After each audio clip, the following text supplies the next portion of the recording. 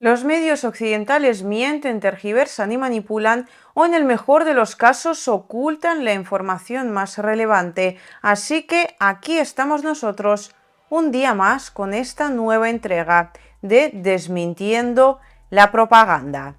occidental. Hoy vamos a hablar de un tema sobre el cual me estáis preguntando muchísimo. Hace tiempo que no citamos al Ministerio de Defensa, hace tiempo que no vamos a las fuentes de la información y hace tiempo que no hablamos de números. Y es que en realidad diría que será algo así como el capítulo o bueno, el tema, ¿no?, de desmentir la propaganda occidental por excelencia, puesto que lo que están intentando vender ahora en relación a los ataques de Ucrania que se están intensificando contra territorio ruso y que lo único que provocan en realidad, aparte de las víctimas, ¿no?, es una consecuencia absolutamente obvia, las cuales son absolutamente civiles, valga la redundancia, pues son las respuestas de Rusia a las mismas, y esas respuestas son mucho más contundentes que los ataques de Ucrania, porque obviamente creo que todo el mundo entiende que por mucho que la OTAN ayude, Ucrania no es comparable a Rusia en términos militares, y obviamente el armamento, sobre todo la artillería de la que disponen ambos países, está a niveles muy dispares. Así que donde Ucrania pues golpea dos casas de civiles, no se sabe muy bien exactamente para qué, Rusia pues elimina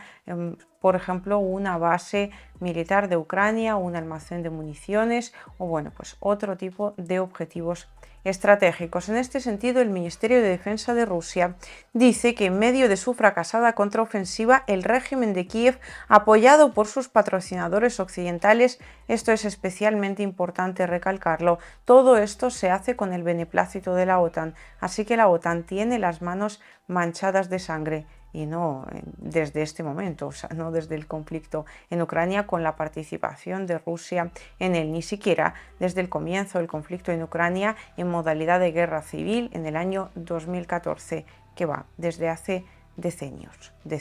y decenios, prácticamente desde el momento de su misma constitución. Se ha centrado en perpetrar ataques terroristas contra la infraestructura civil situada en ciudades y localidades de Rusia. Así ha comenzado su intervención el ministro de Defensa de Rusia, Sergei Shoigu, pero lo más interesante han sido, sin duda alguna, los datos que desde el Ministerio de Defensa se han ofrecido respecto a la contraofensiva ucraniana. Ya sabemos que Ucrania estos datos no los da por razones absolutamente obvias. La moral, tanto de los ciudadanos como de los militares, hay que cuidarla. Así que vamos a las fuentes del lado contrario, que a todo esto nunca salen en televisión. Entiéndase obviamente en la televisión occidental. En el último mes, Kiev perdió a 20.824 militares y 2.227 piezas de diferente armamento, incluidos 10 tanques Leopard, 11 vehículos de combate de infantería Bradley y 40 sistemas de artillería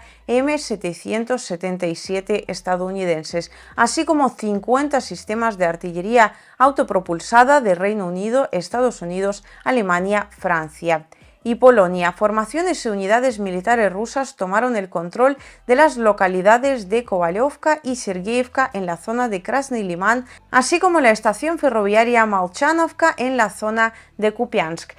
Esto último se refiere obviamente a esa contraofensiva rusa que acaba de comenzar hace no tanto en las dos direcciones citadas, y sobre ello de hecho ya hemos hecho algunos informes. Tropas rusas frustraron un intento a gran escala de las fuerzas ucranianas de romper la defensa en la zona de Oryehov. Esto tiene que ver con la segunda fase de la contraofensiva ucraniana, en particular con la dirección de Zaporozhye. Y fijaos, en cuanto a las pérdidas, que las acabamos de citar solo en el último mes, o sea, no en toda la contraofensiva, ni siquiera en total, estamos hablando de unos 26.000–27.000 militares ucranianos, entre los que ya están fallecidos, entre los que están desaparecidos y entre los que se encuentran heridos de gravedad, de forma que ya no podrán volver a las filas del ejército de Ucrania. Obviamente a esto habría que sumarle otro tipo de bajas, que son los heridos a secas, que sí en algún momento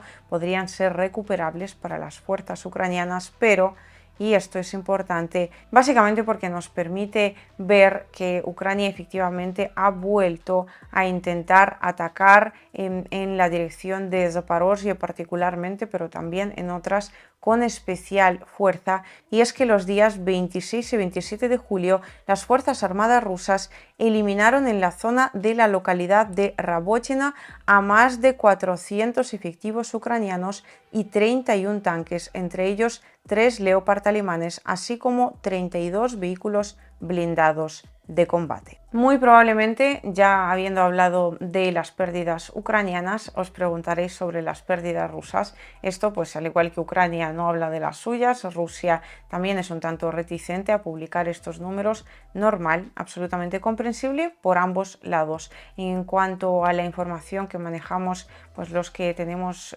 contacto más o menos estrecho con las zonas de frente, se podría decir que las bajas rusas son más o menos un tercio de las bajas ucranianas, lo cual a todo esto cuadraría con la teoría militar en el sentido de que generalmente la parte que defiende pierde más o menos 3 veces menos que la parte que tiene que atacar. Si lo queréis establecer en límites máximos, bueno, ponedle 1 a 2, pero vamos, no llega ni de broma. Los límites máximos que barajamos nosotros, repito, es más o menos una tercera parte. Probablemente sea menos, pero en estos casos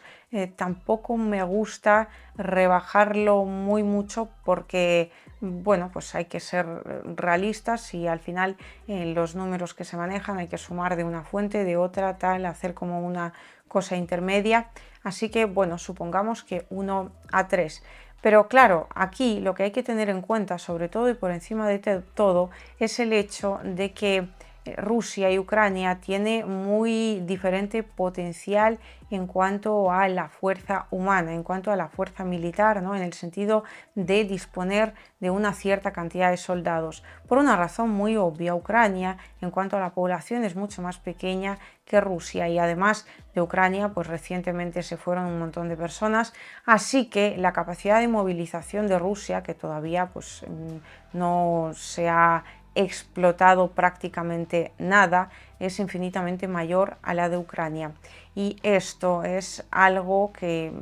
generalmente no mencionan los medios occidentales porque es el principal problema que Ucrania tiene en esta contraofensiva y en la guerra en general. Y es que sí, bueno, pongamos que el armamento occidental va a seguir llegando todo lo que sea necesario, pero en algún momento Ucrania no va a tener soldados que puedan sujetar ese armamento y combatir utilizándolo, puesto que los soldados, incluso si las pérdidas fueran 1 a 1, pero no lo son, por un lado porque Rusia defiende y por otro porque Rusia tiene muchísima más capacidad de artillería, así que puede cuidar mejor a sus hombres, y Ucrania en general no tiene esa estrategia, puesto que muchas veces tiene que cuidar más el armamento occidental. Ya lo hemos mencionado en muchas ocasiones, no es un país independiente como Rusia, o sea, depende de la ayuda que viene del exterior, ya no solo para lo que es el conflicto en cuestión, sino en general para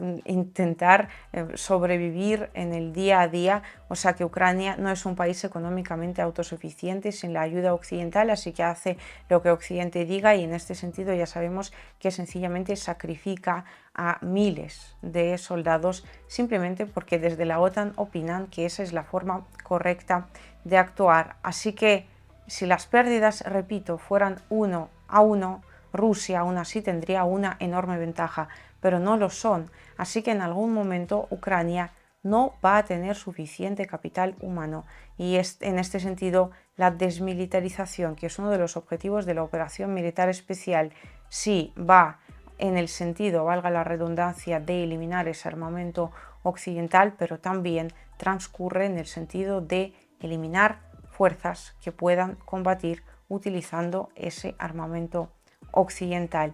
Y claro, esto choca radicalmente con lo que nos intentan vender desde los medios occidentales y es por ello por lo que llamamos estos capítulos desmintiendo la propaganda occidental, ¿no? Zelensky ahora intenta jugarlo todo a la carta de estos ataques que realiza contra el territorio de Rusia que no tienen absolutamente ningún sentido, salvo de llevarse vidas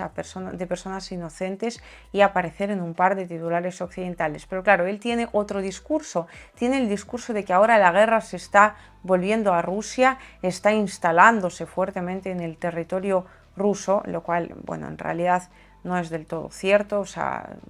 bueno, si lo quiere ver así, fenomenal, pero a lo que vamos, porque al final somos personas serias y yo creo que aquí todo el mundo entiende cuál es la situación real.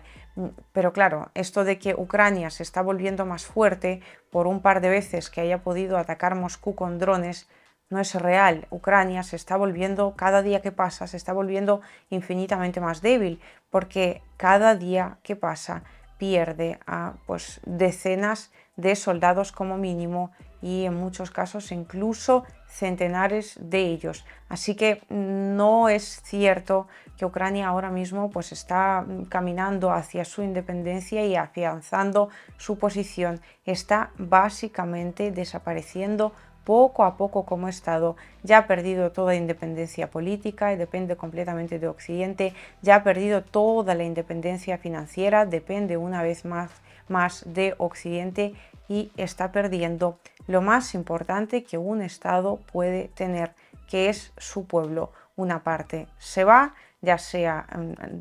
cruzando para el lado occidental, ya sea yéndose a Rusia o a los territorios que Rusia controla, y otra parte de la población, que es la que se supone tiene que garantizar la seguridad de ese Estado ucraniano, pues sencillamente está desapareciendo poco a poco.